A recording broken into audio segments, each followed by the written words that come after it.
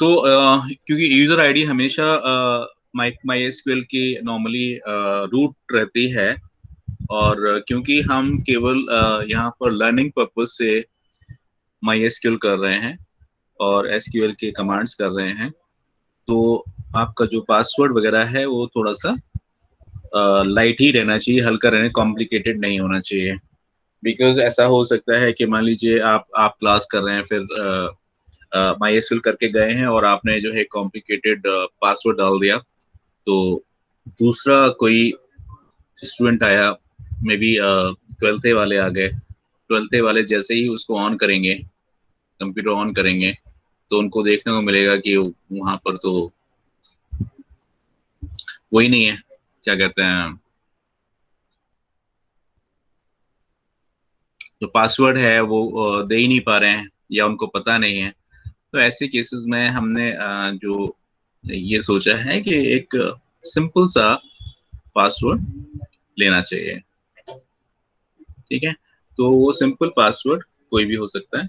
Then उसके बाद आप जब माई एसक्यूएल ऑन करेंगे तो उस टाइम पर आपको ये चीज देखने को मिलेगी। तो माई एसक्यूएल लोड कर जाएगी, एसक्यूएल लोड कर जाने के बाद आप यहाँ आ जाएंगे। तो अब यहाँ पर आकर के सबसे पहला काम जो होगा वो होगा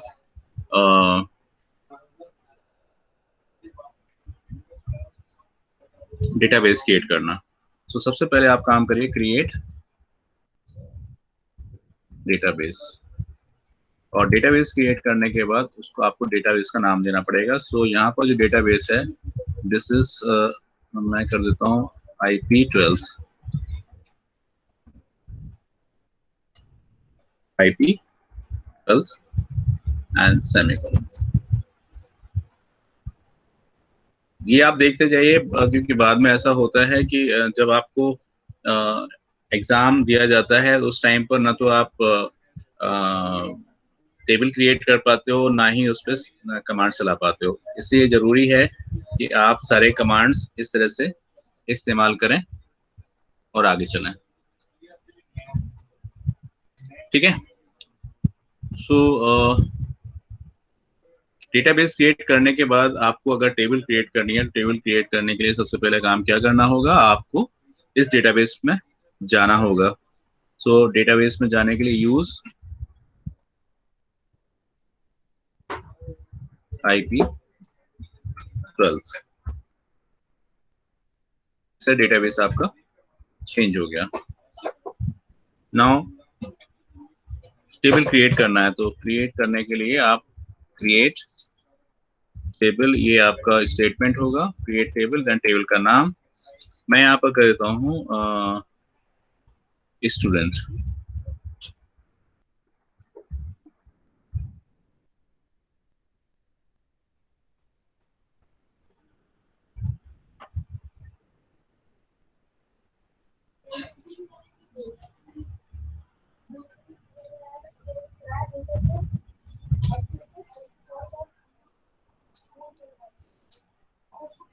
तो पहला मैं लेता हूँ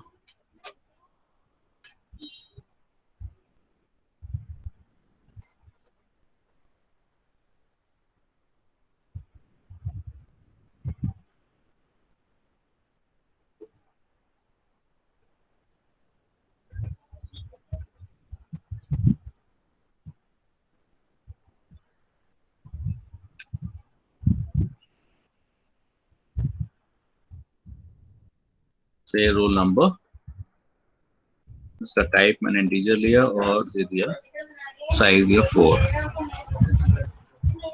देन फिर लिया नेम, जो कि टाइप है इसका करेक्टर, इसको हमने साइज दिया 25, एंड उसके बाद दे दिया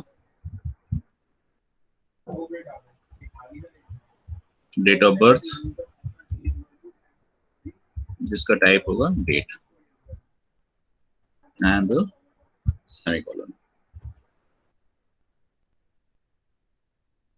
और ये आपकी एक टेबल क्रिएट हो गई। टेबल क्रिएट हो जाने के बाद हमें देखना है कि उसका स्ट्रक्चर किस तरीके से बना हुआ है, तो वो भी आप देख सकते हैं। कमांड यूज किए डिस्क्राइब स्टूडेंट, एंड सेमीकोलन। तो ये इसका स्ट्रक्चर है।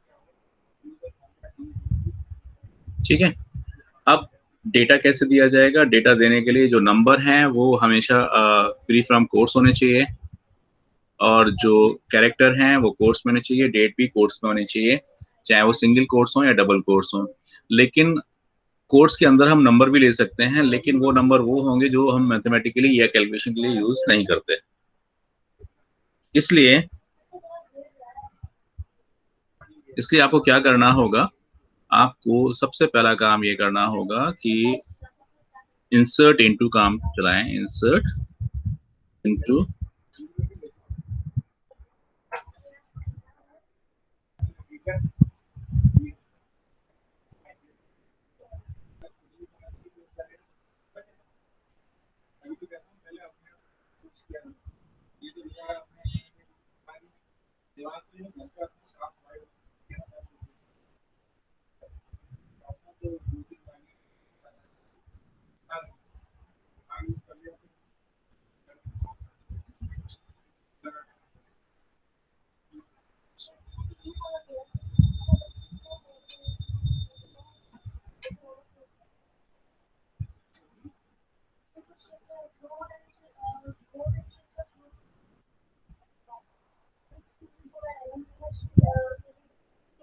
एक मिनट रुकिएगा।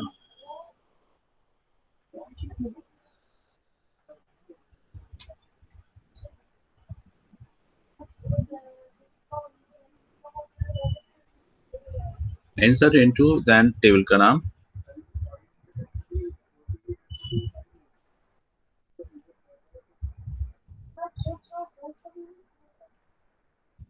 एन आएगा आपका वैल्यूज।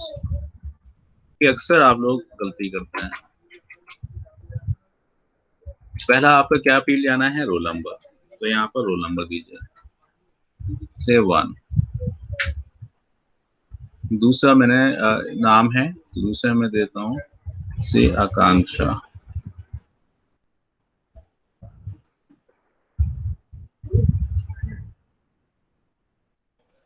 नेक्स्ट ले लेता हूँ, डेट ऑफ बर्थ हमेशा कोर्स में होगी, और वो कोर्स जो है मैं मान लो इसका देता हूँ 4 मंथ, हटा 5 एंड डेट इज 15। ये डिटेल आपने एंटर कर दी और ये डिटेल इंसर्ट हो गई। ठीक है, लेकिन अगर मैं इसको बार बार रिपीट करूं तो जब हर बार इंसर्ट होती जाएगी इस तरीके से। तो जब आप इसको देखोगे, select all fields from table student semicolon, तो यहाँ डेटा सारा रिपीट हो रहा है। ठीक है ना? तो हमें क्या करना चाहिए सो दैट ये डुप्लीकेट को रोक सके? तो हम एक काम करते हैं, इसको हम दोबारा से बनाते हैं, इसको डिलीट कर देते हैं।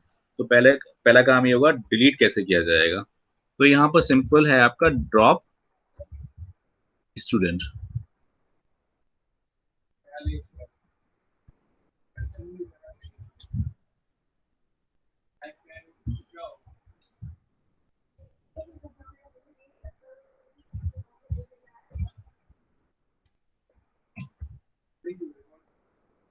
ड्रॉप टेबल स्टूडेंट, और इससे क्या होगा, स्टूडेंट नाम की टेबल ही खत्म हो जाएगी।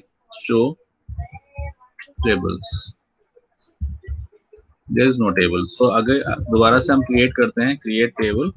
अब यहाँ पर हम एक जो है कांस्टेंट यूज करेंगे प्राइमरी की, जिससे कि आपकी डुप्लीकेसी कम हो जाएगी। Create table student,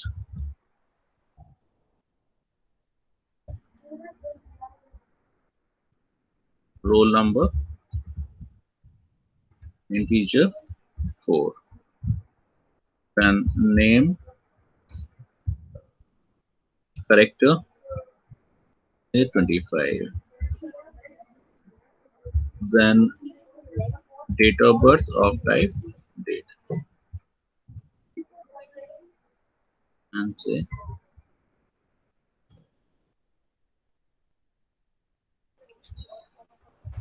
sir primary की तो दी नहीं। Yes sir. हाँ यार गड़बड़ हो गया।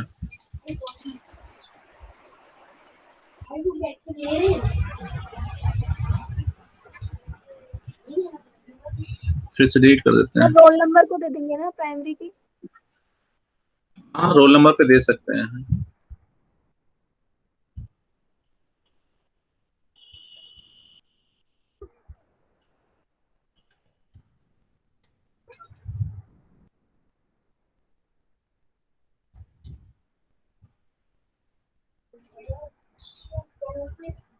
ये हम बाद में देते हैं,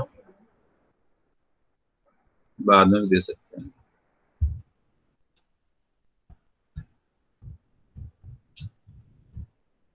प्राइमरी की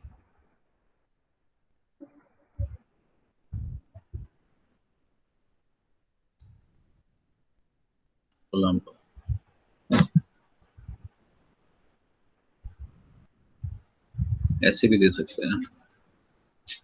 तो जब आप इसका स्ट्रक्चर देखोगे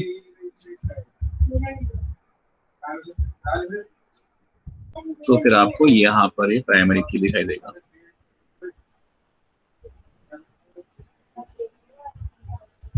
राइट, अब आप इसमें डेटा इंसर्ट करिए।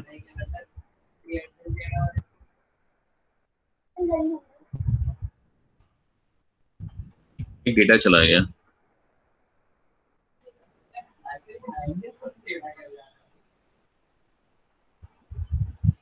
और अगर हम इसको रिपीट करते हैं तो देखिए क्या होता है। Error, student is primary.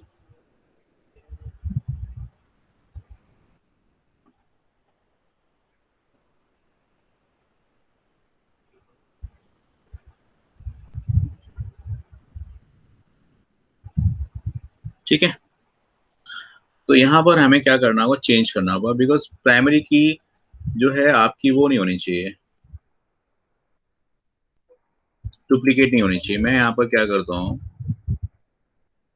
इसको कर देता हूँ 2,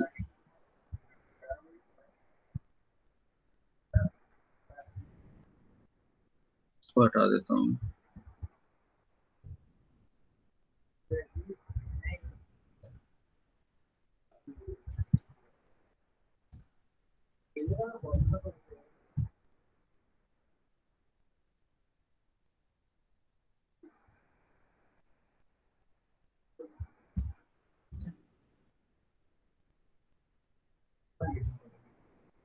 तो दूसरी रो हो गई। तो जब हम इसको देखेंगे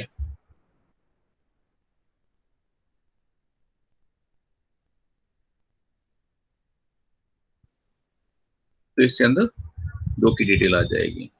तो देखने के लिए आपको क्या करना है, सिलेक्ट ऑल फ्रॉम स्टूडेंट, या फील्ड के साथ भी आप ले सकते हैं।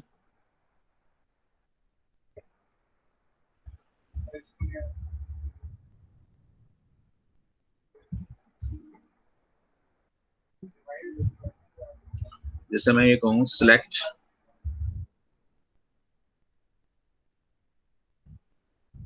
नेम ओनली, तो केवल नेम ही शो करेगा। डेट ऑफ बर्थ डीओडी हो गया, सिलेक्ट डीओडी ऑन स्टूडेंट। क्या है,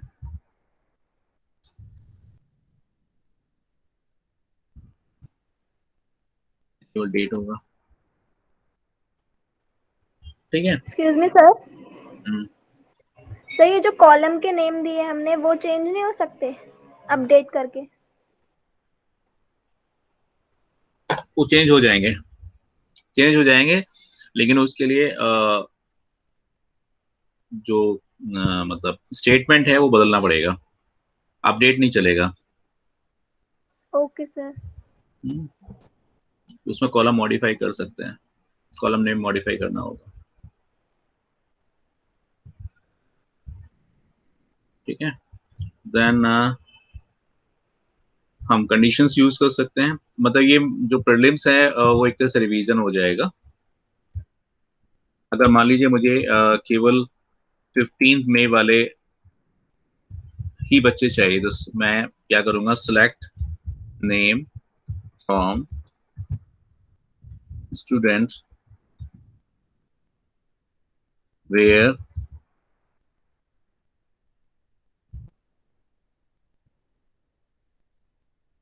इज इक्वल टू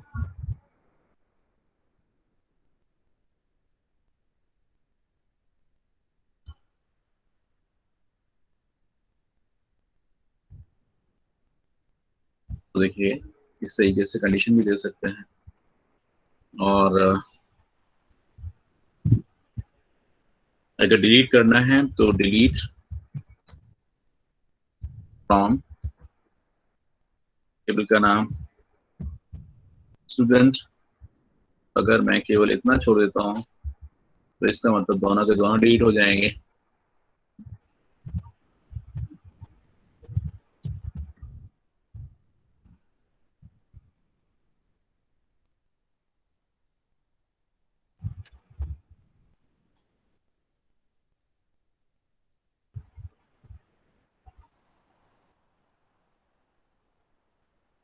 यानी सब पूरा डिलीट हो गया।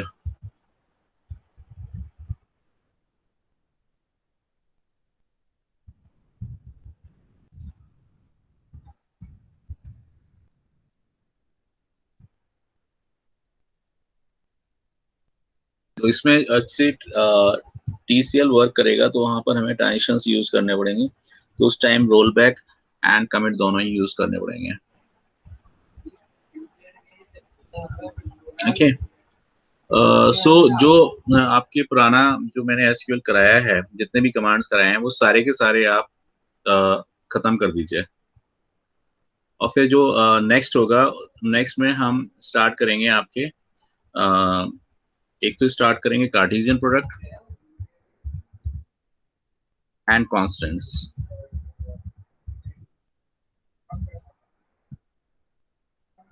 ठीक है, तो बाकी आप इस चीज को आप एक बार रिवाइज कर लीजिए अपने सिस्टम पर। और कितने लोगों ने जो है वो इंस्टॉल किया है इन दिनों में? सर मैंने कर लिया। आपने कर लिया? Yes sir. सही है। और बाकियों के पास तो होगा ही ना ऑलरेडी।